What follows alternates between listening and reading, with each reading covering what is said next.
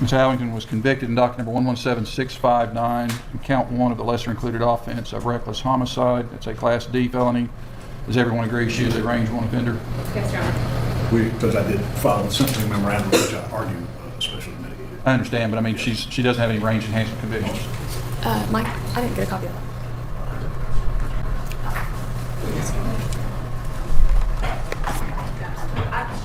I apologize. I don't have a copy of Mr. Whalen's sentencing memorandum. Is there a way that I can get a copy from the court file? I think it was filed yesterday. You can have my copy. I've already read it. Can I go burn a copy of that?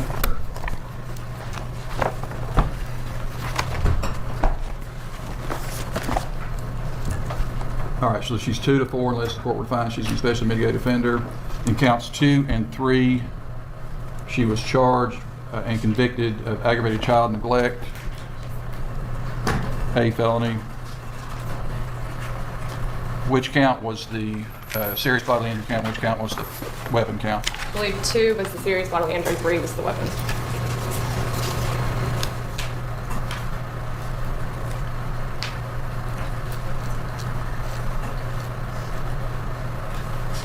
All right, so she's 15 to 25 on each of those unless the court were to find she was an especially mitigated offender.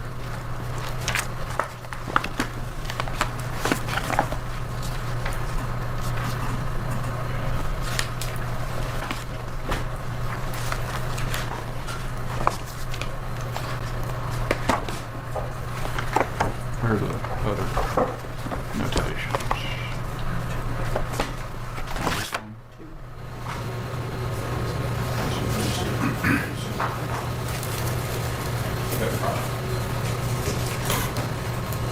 And she was found guilty in count 5,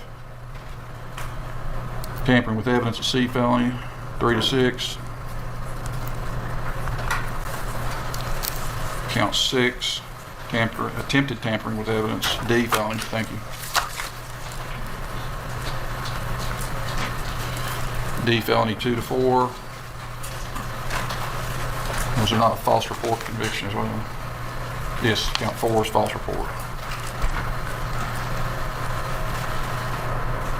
D felony, 2 to 4. All right. Does either side have, other than victim impact, additional testimony that the state or Ms. Howington wishes for the court to consider before the imposition of judgment in this case? Your Honor, no testimony from the state. I would like to introduce the PSI as Exhibit 1. All right, mark the pre-sentence investigation report as Exhibit 1. And Your Honor, Antoine Oliver has provided me with a few pictures of the victim that he was also at the court to see before she died. All right, mark those collectively as Exhibit 2. Mr. Whalen, any exhibits? No, Your Honor. All right, let me hear the state's position. Let's start first with enhancement factors the state believes are applicable to each of the various counts of conviction. Yes, Your Honor. So the first one that we would ask the court to consider is that the defendant has a history of criminal convictions or criminal behavior. As noted, Assuming you're urging that that applies to each of the 6 counts. Counts 2 and 3 merge. Which count is, I'm assuming the state is asking count 2 to be the one that stands, correct? yes, Your Honor. All right. So, previous history of criminal convictions or behavior. Yes, Your Honor. All right, what's the next one? That the victim of the offense was particularly vulnerable because of age. I think that probably only applies to count 1, being the reckless homicide. What is the statutory subpart number for that? That is 4.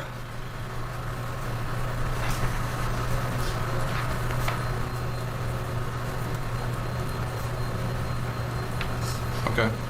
And then 6, that the personal injuries inflicted upon the victim were particularly great. I believe that would only apply to count 3. That would be the use of the deadly weapon.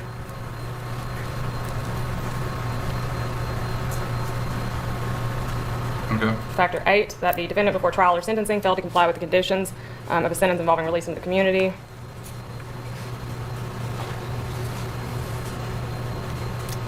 And then 9, the defendant possessed or employed a firearm or other deadly weapon during the commission of the offense. That would only apply to 1, 2, and 5 also, because that was the tampering that involved the weapon, but especially to 1 and 2. It wouldn't apply to 3 with the deadly weapon. So which tampering count was the weapon? That was count 5, that she was actually, that was the full tampering, and then count 6 was the attempted tampering of the phone. Okay.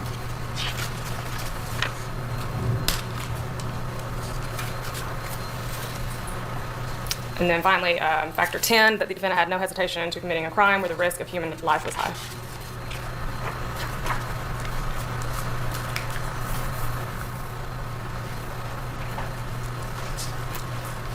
So could you clarify? I think the court said it was counts 2 and 3 merged. So we're now talking about applying. I have to enter separate judgments of conviction on each, but by operation of law, those judgments will merge. But they can argue the enhancement factors that they believe are applicable as to each count. And was it 3 that were merging into 2? Is that 3 will merge into 2. All right, General, do you wish to be heard on any of the enhancement factors? Do you have any argument? Yes, yes, Your Honor. I did file a sentencing memorandum, so I won't go through them as extensively as I did in the sentencing memorandum. But just as it relates to that first factor, the previous history of criminal convictions or behavior, the defendant does have a couple of prior misdemeanor convictions, it looks like, for failure to appear, driving unrevoked, and a DUI. But really what I believe is most applicable here is the criminal behavior. We heard during the trial that the defendant was engaged in drug transactions prior to this. Prior to the shooting of her daughter, she was selling pills to people. Mr. Key testified about that. He further testified that he actually met the defendant because she was selling pills to another individual that he knew. She, in her own interview, admitted to selling drugs. That was apparently her, that is why she claims she tried to destroy her phone, is because there were evidence of drug transactions within her phone. But not only that, Your Honor, I want the court to take notice of all of the other things that she did in this case in particular that she wasn't charged with, okay? And so specifically, again, if we're believing Ms. Howington's story that it was her 2-year-old that got the gun and shot the 5-year-old, having the gun where the 2-year-old could possess it in and of itself is neglectful. Obviously, she wasn't charged with that, but I do believe that it's something that the court can consider. Additionally, I think that it's very relevant that in this case, this defendant tried to literally frame the victim's father for first-degree murder. She went so far as to actually pick him out of a police photo lineup. That's how far she took it. I mean, by my count, she easily could have been charged with probably 10 or more reports of false reporting because she gave a different statement almost every time she opened her mouth. And so we would just ask the court to take notice of not only the criminal convictions that she has, but even the criminal behavior in this case alone that she wasn't charged with is very significant. As it relates to factor 4, that the victim was particularly vulnerable because of age. Again, I believe that this applies to the homicide count. Here, the victim was 5 years old. Obviously, she was very vulnerable. She was very young. I mean, we heard the testimony. She was sitting on her couch watching cartoons when she was shot and killed. She actually had the remote in her hand. The bullet passed through her hand, passed through the remote, and went into her chest. And so we would ask the court to apply that particular enhancement factor to that count. The personal injuries inflicted upon the victim were particularly great. Again, this would only apply to count 3. The use of a deadly weapon, obviously, we know that they were great. She lost her life. The defendant, before trial or sentencing, failed to comply with the conditions of a sentence involving release into the community. The defendant was on bond for several years in this case. The pre-sentence investigation reports that are part of the court's records indicate that she failed multiple drug screens up until, I believe, the middle of 2022. So almost 2 years that she was on pre-trial, she kept failing drug screens for marijuana. In the pre-sentence investigation report, she admits that she kept smoking marijuana until 2022, which would be a violation of her pre-trial release. Possessed or employed a firearm. Again, I know that her story was that the 2-year-old possessed the firearm, but at the end of the day, this was her gun. She admitted to that. If it is true that she just left it around the house, it's still her responsibility. Also, it applies, I believe, to the tampering count, where it specifically involves her trying to conceal this gun in the bush outside the home after her daughter was shot. And then finally, as to the last one, again, that the defendant had no hesitation about committing a crime where the risk of human life was high. How do I apply that in this case? So I believe that would go to the child neglect in this case. I mean, she had no hesitation whatsoever. She knew she had a gun in her house. She claims that she knew that somebody else had apparently put it back in her house. She didn't try and check to see where it was. She didn't try to make sure that it was safe. She didn't attempt to make sure that her children couldn't gain access to it. She did absolutely nothing as it relates specifically to the neglect, knowing that... That's not subsumed by the elements of the offense on the neglect? Well, I don't know that it's fully subsumed within it. I guess it could be potentially in the deadly weapon. I'm not sure that. I mean, serious bodily injury doesn't mean that somebody's going to die. So I don't know that it's all the way consumed within the serious bodily injury count. But again, like I said, this was her gun. She apparently didn't know where it was for days, but a 2-year-old finds it in about 4 minutes. So we would ask the court to apply that factor as well. Do you want me to? Are you just focusing on the enhancement factors for now? I'm just focusing on the enhancement factors. Mr. Whalen, address the enhancement factors as urged by the state, whether you agree with them or object to them. Once you have concluded doing that, address whatever mitigating factors you believe are applicable under TCA 40-35-113. Yes, sir. As to the history of convictions or behavior, there is the most minimum of misdemeanor history in this case. And on top of that, it was this failure to appear in Sullivan County where she was sentenced to do community service and gets raped by the officer who's managing the community service program 18 months before this incident, which, as I will argue later, contributed to the PTSD that she was suffering at the time this happened. And the abuse of Mr. Oliver, who apparently is not going to be standing here today saying anything either. Your Honor, he is going to give victim impact statement. He's asked the state to read it, just to let the court know. He has the right under the statute to give a victim impact statement. I understand that. He will not be giving the victim impact statement. He'll have them read it. He didn't testify at trial, though some of what he said was used. So focus on the enhancement and the mitigating factors. that is one of what we'll also be arguing as mitigation. The state wants to talk about uncharged drug transactions. The court might recall Ms. Howington's interrogation and how many times Riddle told her, "We ain't the drug police. We don't care about drug cases. This ain't about drugs. This is about a 5-year-old child who's dead." Then we introduce it at trial. Now we argue it at sentencing, even though she wasn't charged. So I would suggest that none of that should apply, Judge. Rumors of conduct should not be used for sentencing purposes in a case like this or any other case. That there are constitutional guidelines for a reason in the plea agreement form, which is produced by the court, and in those cubby holes over there talks about, you understand that if you enter this plea, these charges could be used if you are convicted of something in the future.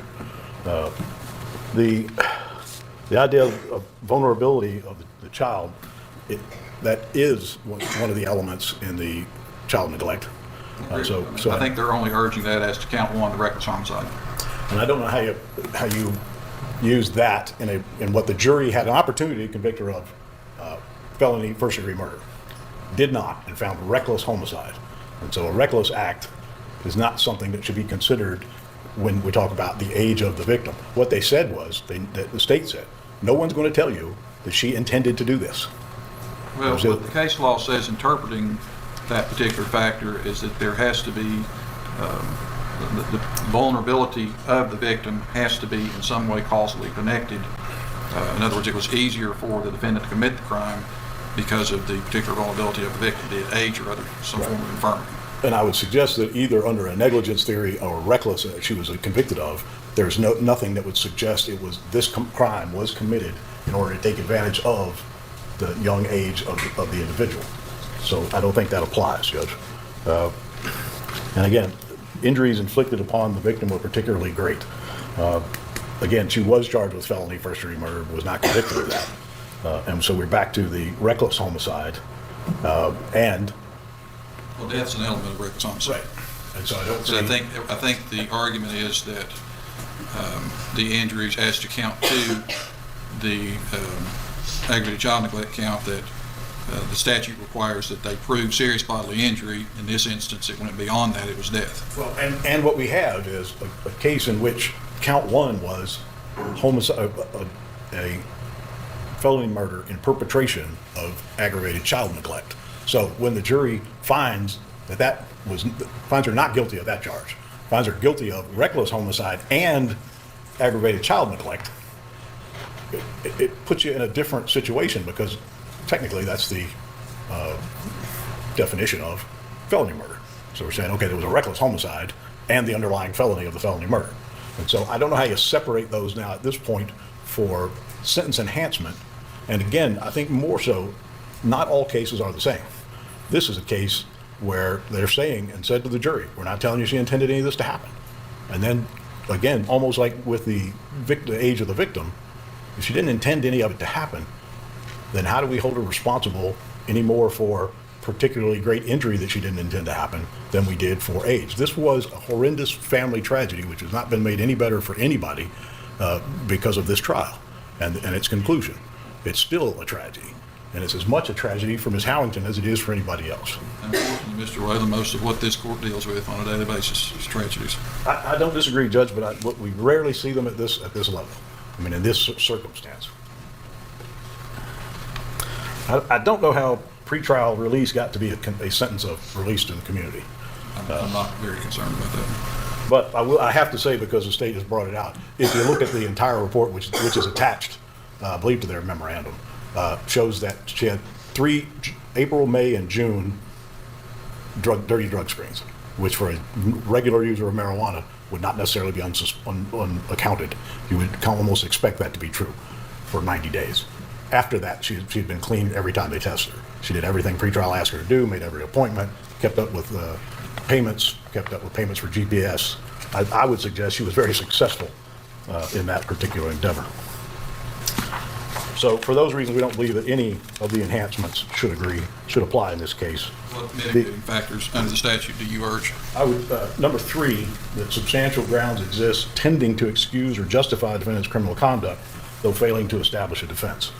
And again, Ms. Howington, at this point, no one can deny that she was diagnosed and treated for PTSD based on the rape at the hands of a police officer in Sullivan County and the physical abuse and mental abuse and emotional abuse of Mr. Oliver, including 3 days before this event when he shows up and then wants to talk about how he's the victim of that. But she had to get a gun to say, get off my property. He wouldn't go away. He's upset because she's got her boyfriend there. So there's that. Then we have that she comes home after taking the kids across town to their favorite park, comes home in the dark, is at the house, a shot rings out, which, as you recall, during voir dire, we talked to lots of potential jurors who had people with PTSD in their life, who said that shot going off would be a trigger. Then saying that your daughter has been killed and your son has pulled the trigger. All those things contribute to the mental state she is in when she is then taken to the hospital, not allowed to go with her daughter, but taken to the hospital, told her daughter is dead, and within an hour is in an interview room with Mr. Riddle. And when she tells them she's nervous because she was raped by a cop, he loses his mind and yells and screams at her and questions her humanity. At that point, that interview was over. She is fully triggered at this point, and by an officer who's sitting there talking to the woman whose child is dead and yelling and screaming at her over and over again. And the state then stands up again and says, well, you should consider as an enhancement factor uncharged conduct in that she tried to frame Antoine Oliver. The testimony is crystal clear. I asked them, who raised Antoine Oliver as a suspect first? They did. Then you asked her, do you believe he would do that? And she said, no, I guarantee you he didn't do it. And then they stayed on it until she says, I can't take it. You're right. I can't take it anymore. You're right. She did not try to frame Antoine Oliver. They did. And then you have the nerve to come in here and tell the jury different and then stand up at sentencing and say different. That is not true. It has never been true. She agreed with them after denying it and telling them she guaranteed him he did not do it. A woman who, in her mental condition, is in the interview room from about 11 p.m. until 4 a.m. with them. She did not get the 48 to 72 hours a police officer would have gotten to be able to get their thoughts together. She went from the hospital being told your daughter's dead to being interviewed. Further, we would say that number 7 applies, that she was motivated by a desire to provide necessity for her family or herself. And what she said from the beginning was that she puts that gun outside, and within minutes after all that is texting her friend to go pick up the gun that Gavin killed Destiny. So she's telling that story from the beginning. She explains to them why, when she tells them that story, that she didn't tell them in the beginning to say that to the police was because she didn't want Gavin to live with the fact that he had accidentally killed his sister. There's been no proof that that's not true, that wasn't her motivation. And she was telling people she told Mr. Key from the beginning. And Mr. Key, again, I should have raised that on the enhancements, that he said he met her through somebody else who Ms. Howington sold pills to. Your Honor may recall that the Friday before that trial, he testified he knew her, he was introduced to her to do odd jobs around the house. And he did odd jobs around the house. And he got some pills. And then he comes to trial, so she says, how do you know him? Oh, as a drug dealer. That's not what he testified to at that hearing the Friday before the trial. That was not the first thought of Ms. Howington. It was about that she paid him to do odd jobs around the house. But that part of the story that she was trying to protect Gavin was consistent if it wasn't the first statement she gave them, because she was still trying to protect Gavin at that point. She gives them the statement that an unknown black man fired a shot from the door. Clearly, she did not do that for racial reasons. Both of the fathers of both of her children, of those young children, are black men. She didn't have anything against black men. She's just trying to protect Gavin and keep them off of Gavin. Is that necessarily a rational concern? It might be if you got PTSD and you've just been through what she's been through. It would tend to make you irrational. The third mitigator we would submit is number 8, that she was suffering from a mental or physical condition that significantly reduced her culpability for the offense. And that, again, is just the same thing I've argued before, is on the PTSD and what's happened that night in her home, and then being taken to the police department and abused by Detective Riddle in a way I've never seen happen before in any interview, or to that level. The last mitigator is that number 11. Although guilty of the crime, she committed the offense under such unusual circumstances that it's unlikely that a sustained intent to violate the law motivated the conduct.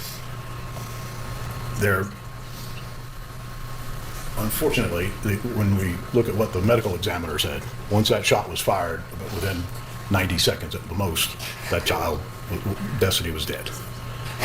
The responding officer said, he tried to save her life. But by the time he got there, Destiny would have been dead. And he finally admitted that, yes, clinically, she was deceased. Clinically and in every other way by that moment. So it's a horrible thing, but for him, he did the best he could under the circumstances. So we would suggest, Judge, that there was, again, because of the way it's charged, even as a negligent act, it's hard to understand how you could negligently intend to violate the law in this matter, or that intent motivated the criminal conduct. It was this idea that she had a gun in the house and didn't know where it was. Had it not been for Mr. Oliver coming over and being upset that a boyfriend was there and taking the gun away from her, throwing it on the ground, and he testified, Callie picked it up, put it back together. She testified, Callie said, "What do I do with this?" She said, "Put it away." When they asked her in the police department, "Where do you keep your gun?" she told them where she kept her gun. She wasn't thinking, she hadn't had that 48 to 72 hours, that she didn't know where Callie kept the gun. It was just a horrible circumstance on that particular day that led that gun to be where Gavin could find it. So we would say that if the court finds that she has no prior felony convictions, and I think that's clear, and that if the court finds that there are no enhancement factors and finds that there is a mitigating factor, then we would ask the court to sentence her as a specially mitigated offender. It would reduce the sentence on that charge to 13.5, I think, and the lesser rate means nothing, but it's a constricted sentence under the statute that's still 85%. So that's what we would be asking the court to do. All right, the state has, in their sentencing memorandum, urged that under TCA 4035-115 that consecutive sentencing should be considered by the court.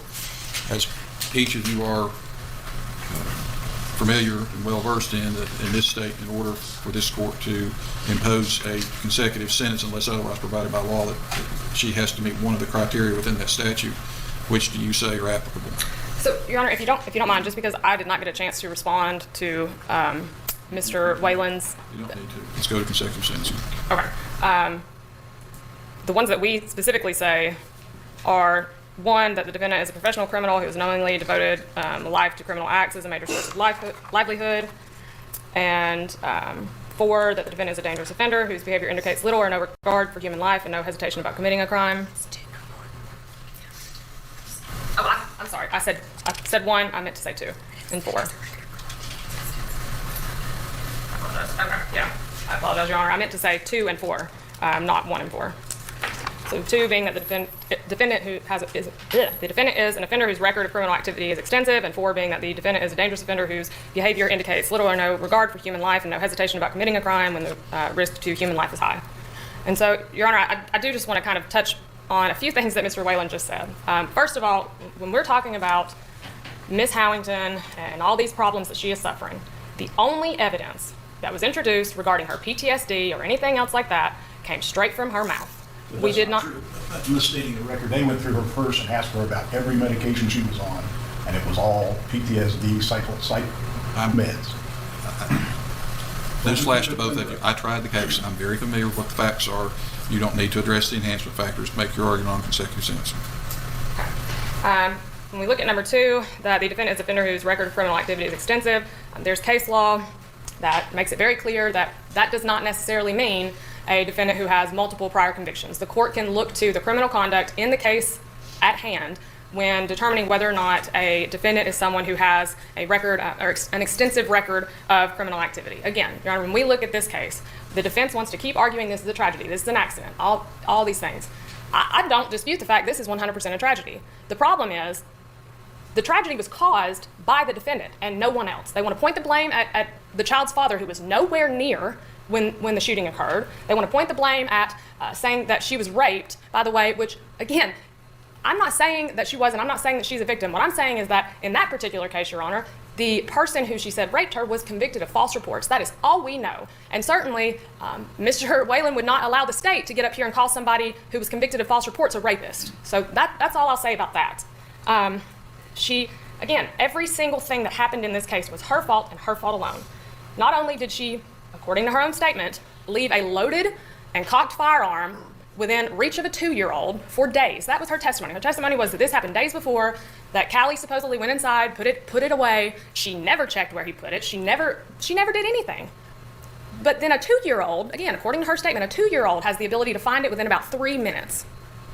He was pretty small. The court saw pictures, measurements of him. He didn't take stools around everywhere and climb up like she initially claimed. That was not the case. This thing was sitting out where it was easily accessible to him. This tragedy was 100% preventable. And the person that should have and could have prevented it is the defendant. She's not the victim here. The victim is the 5-year-old child that died, okay? So not only do we have the issue of this defendant being just careless and negligent as far as it goes with the gun, it's her actions after her daughter is shot that we urge the court to consider. All right, thank you. And also, well, I guess that kind of goes in with the behavior indicates little or no regard for human life. A lot of that does. There are just a couple of other things that I do want to bring to the court's attention. Sorry. Again, we talk about the detectives beating up on her and everything like that. Your Honor, we all saw the video. The detectives absolutely did say they suggested Antoine first, okay? No doubt about that. The fact of the matter is, she knew good and well that Antoine had nothing to do with it. She could have persisted in saying no. That's all she had to do. She didn't have to continue to make up story after story after story. She didn't have to pick him out of a lineup. Mr. Oliver could not go to his own daughter's funeral because she had literally framed him for murder. When she took that stand, and I asked her that, her words verbatim were, Antoine didn't matter. That's what she said. Those were her words. I didn't put those words in her mouth. The detectives didn't put the words in her mouth. Those were her words on the stand. She did not care about him whatsoever. She didn't care. She didn't care about anybody in this case but herself. This was not about protecting 2-year-old Gavin. All of her lies were not about protecting Gavin. If she wanted to protect her son, she should have done that before he got a hold of her gun. So for all those reasons, Your Honor, in this case, we are asking the court to not only give the maximum sentences, but we are asking the court to order consecutive sentences based on those factors. All right, let me hear from, is Mr. Oliver going to be the only victim impact statement? Yes. Let me hear that. I do have some argument on the second. Folks, the case law on this is very clear, and I can do this for show, but I don't operate that way. It would never stand up on appeal in this court's simple judgment to sentence her consecutively. Let me hear from Mr. Oliver. So Your Honor, does have a victim impact statement that I'm going to read. You're going to read it? I'm going to read it on this. Okay. Your Honor, I have a lot to say. I beg the court in diligence while I speak my piece because I found over the years I'm not always afforded an opportunity to say stuff, and I must speak the truth. So this time, if for no other reason than that, this court is going to hear the truth. I can't speak for anybody else, but I can tell you if nobody else says it, I'm going to speak the truth, and this is it. Who knew that on September the 12th of 2019, that would be the last time that I got to see and spend time with my beautiful daughter, Destiny Jariah Oliver. She was absolutely the true definition of a daddy's girl. All Destiny ever wanted was to be with her daddy. Robin was jealous of our relationship and she couldn't stand it. Destiny was the best daughter that any father could have asked for.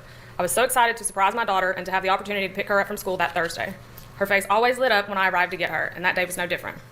I always made plans of doing a lot of fun activities with her after school when I was able to get her. That day was different though. It was very special. First, we went and got food from her favorite place, Chick-fil-A. Next, we continued our journey to National Fitness Center off Walbrook Drive in Knoxville. She went swimming and she also did rock climbing that day. After a few hours, we left there and went to Brewster's to get ice cream. We ordered our ice cream and sat on the bench and enjoyed it together. As we sat there, I looked at my baby girl and knew something wasn't right, but I couldn't put my finger on it. We talked about what she wanted to be for Halloween and what she wanted for her 6th birthday that was coming up that was less than 4 weeks away. But that moment was extra special as I stared into my daughter's eyes, not knowing that it would be the last time of having her in my possession. My last time being able to do anything with my precious daughter. We left West Knoxville and headed back over towards Fountain City so that I could take her home. As I got closer to Broadway, Robin called and asked if I could go to Party City to get a costume for Destiny for school. We had a few words. At that point, I knew that she was trying to cause problems. I hung up on her and went to Party City and let Destiny pick out her costume for school. Shortly after that, we arrived at her house. I got Destiny out of my vehicle, and as I approached the door of the house, Robin came out of the house and instantly started attacking me.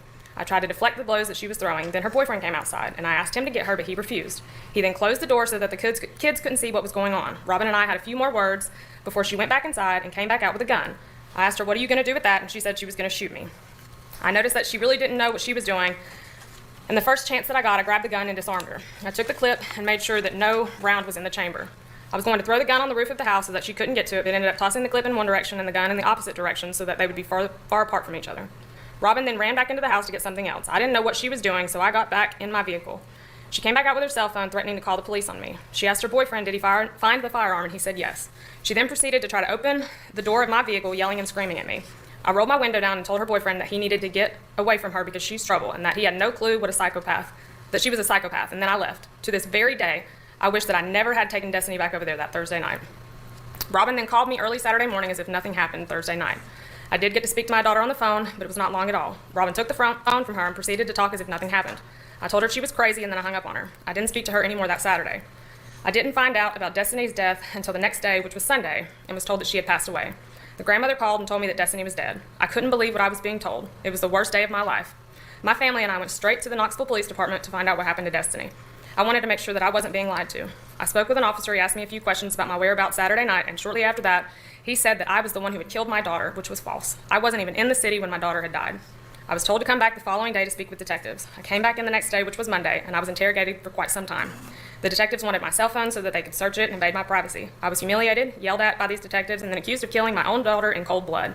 I couldn't believe what I was going through. Here I am, a grieving father that had just lost his daughter and being blamed for killing her. I was threatened multiple times that if I didn't give them my cell phone, that they would hold me and lock me up. I ended up giving it to them and still haven't received it back to this day.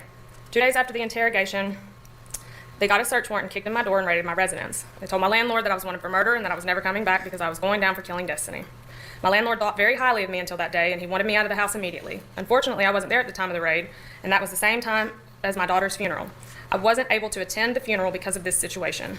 They really ruined my entire life while I was still trying to process the death of my baby girl. I was unable to get all of my belongings from the house. Some items were stolen, some items were also left behind. I ended up spending a lot of unnecessary funds on attorney's fees because I was being accused when I was completely innocent and had nothing to do with any of it. Your Honor, this woman has caused my family, friends, and I so much pain and heartache. She has been a very violent individual. In the past, she tried to have my ex-girlfriend kidnapped and admitted that to me. My ex-girlfriend had to purchase a gun for protection because of Robin. Robin has vandalized multiple vehicles of mine. She's vandalized one of my other friend's vehicles that was parked outside of my place. Ron, this goes beyond the scope. I can consider it only for the purpose of a victim impact statement. It's not evidence that will be within the record. I've lost thousands and thousands of dollars that I've invested over the years because of this low life. She has harassed me by following me and popping up at my house at all times and stalked me for years because I didn't want to be with her and she couldn't stand seeing me in a relationship with someone else. She broke into my house and stole a lot of valuable items previously. She has lied and made false reports numerous times. One time she even called the police and told them that I was kidnapping our daughter one night. She had the whole entire police department at my house for nothing. She's threatened to have my mother's brains blown out. She's also said that she knew people that didn't have a problem with killing a kid. She even called DCS on my son's mom for no reason, trying to get her children taken away from her. This woman should have been taken off the streets years ago and put away behind bars, but she lies and manipulates the system and always manages to slip away without getting in trouble. This woman is a real piece of work, as you can all see by now. This isn't even a fraction of all that she's put me through. Robin used my daughter to get at me any way that she could. Sometimes she would go weeks without letting me see and talk to Destiny. There were numerous times that Destiny cried and cried because she didn't want to go back home with her mother. As of October of 2017, Robin had lost custody of both Destiny and Gavin. They awarded custody to Robin's mother. I knew nothing about this. No one contacted me about the situation at all. I never knew anything about these court dates. I didn't find this out until March of 2019. I went to pay child support and happened to ask for any and all documentation filed on Destiny because I was seeking custody of my daughter. They printed out numerous documents, and this is how all of this was revealed to me. After 2 years of me not knowing any of this, it was finally revealed because of my actions. I found out that Robin had a real bad drug habit and she lost custody of Destiny because she kept failing drug screens while she was pregnant with Gavin. The court awarded the grandmother custody without my knowledge. Even when Destiny died, the grandmother was there supervising the kids, was supposed to be there supervising the kids because she was appointed to do so. Robin wasn't allowed to have the children unsupervised. The grandmother violated a court order and failed us all, as well as the state, because they shouldn't have been awarded custody without each of the fathers being evaluated and looked at as having custody of their own children. the state would have done their job correctly, my daughter would have been in better care and would still be alive today. Robin is negligent. She cared nothing about her children. She made up multiple lies years back and had me arrested. I had to enter a best interest plea just to keep from going to jail. I provided video evidence of her actions. She has been the aggressor this entire time, telling me that she's going to have me put in prison somehow, some way. Even in this case, she told law enforcement that I was the one that had killed my daughter. I am the victim here, and she needs to be put away forever. She lied historically and used the state of Tennessee as a weapon against me and everybody else, and attempted to do the same thing in this case. In the past, I've shown videos that I've taken surreptitiously to have to prove that this country isn't premised on proving our innocence. I've had to prove my innocence all because she is a woman, but in reality, she is a lowlife and cared nothing about Destiny or her other children. The only thing she cares about is herself. She lied repeatedly in this case. She's culpable in it. Robin is the reason that my daughter is dead. It is my desire to see her rot in prison. I want her to be there for the rest of her life if possible. If not, I beg the court to give her the maximum sentence possible. She deserves to die in prison. She is responsible for the death of one of the weakest in society, a small innocent child who was defenseless and had no say in what her mother did and put her through. Yet she did it over and over, and the state turned a blind eye to it. She deserves to die in a prison cell somewhere. That's what I'm asking, to put her in prison for as long as you possibly can. She's a liar, she's a manipulator, she's responsible for the death of our daughter. Robin is a poor excuse for a human being. She again, is responsible for the death of a child, someone who didn't have any say-so in what was going on. She manipulated the courts in this country and punked everyone here for years, making up lies about me. Again, I've had to enter a best interest plea, and my attorneys have had to show videos that I've taken to prove my innocence. I've had to prove my own innocence, and that's not how this country was founded. That's not what our Constitution is premised upon. But I've had to do that because she is a master liar and manipulator, and used this court and every court in this country to her benefit to get even with me and to accomplish her will, all because I didn't want to be with her. Even during the course of this case, she's lied through her teeth and said it was me that was responsible for this horrific tragedy. I ask this court to give her the maximum sentence possible. It is my desire to see her spend the rest of her life in a prison cell. Because of Robin, I have no daughter now. At a minimum, I desire for her to be put away forever. I'm asking for consecutive sentences, maximums on every charge ran consecutively so that she never comes out of prison. She is a poor excuse for a human being. That is what prisons are made for, is to keep people like her who victimize anybody that they can for their own benefit.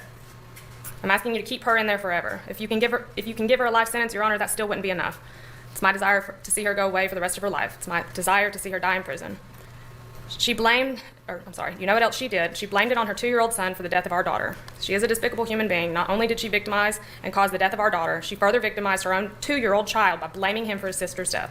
Your Honor, I am begging you to give her the longest and maximum sentence that you possibly can string together. All right, thank you.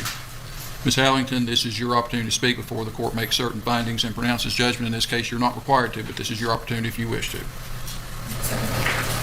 All right. The court is tasked pursuant to TCA 40-35-114 and TCA 40-35-113 to first find whether enhancement and mitigating factors which are confined to these two statutes are applicable. The state urges a number of different enhancement factors. There's a couple that I'm going to rely upon because I think they're just glaringly obvious in this case.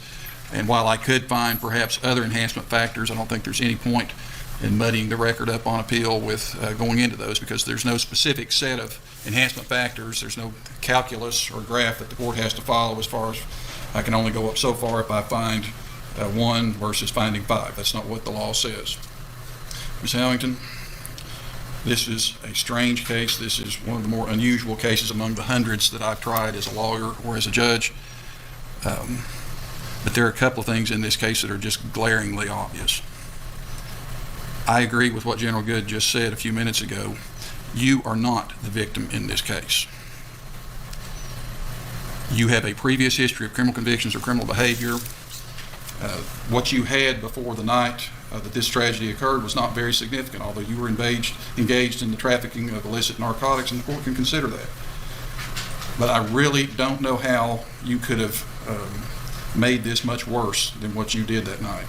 Within literally minutes of when your daughter had been shot and killed, you were attempting to hide the firearm that was used to kill her. You're not concerned, you weren't then, you're not now. You're not concerned with trying to protect Gavin. You're concerned with trying to protect Gavin's mother. And you have been, you were that night, and I will believe that from this point forward. I don't know how you could interpret this evidence any other way.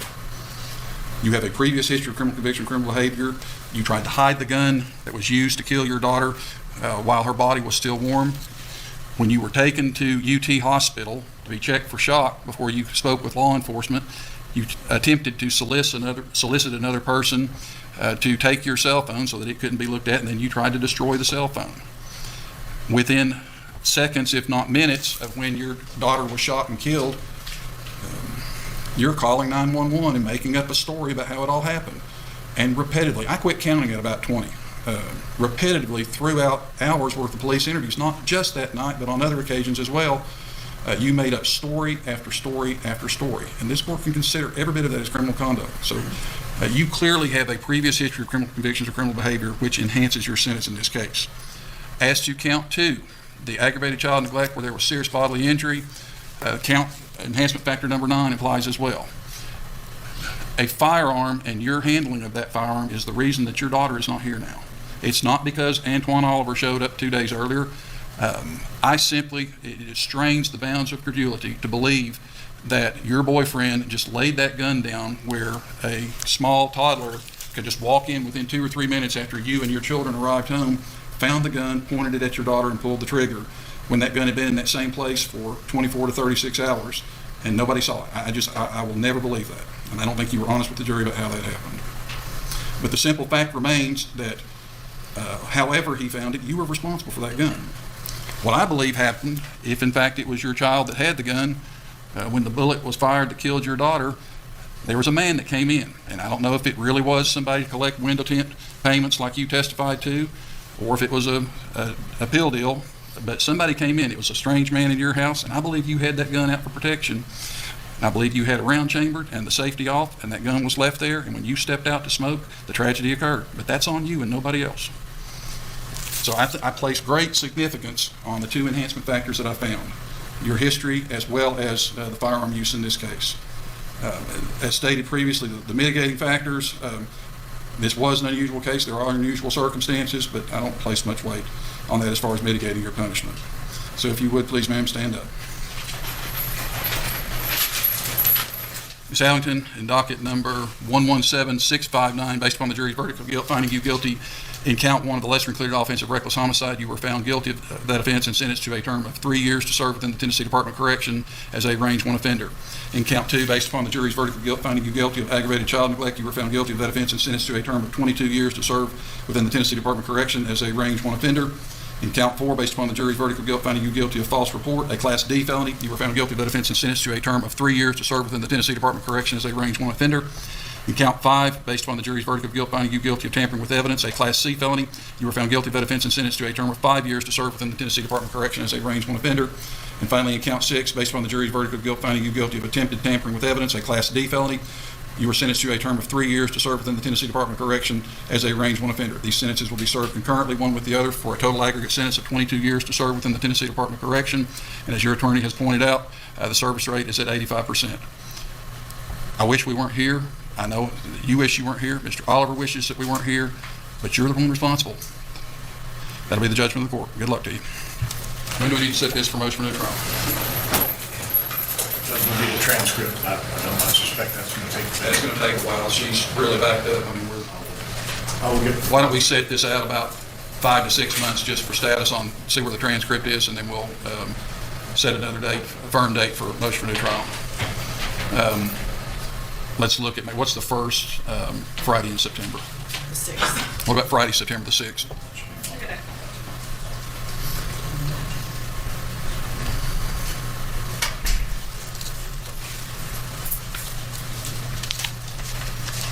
That's all action.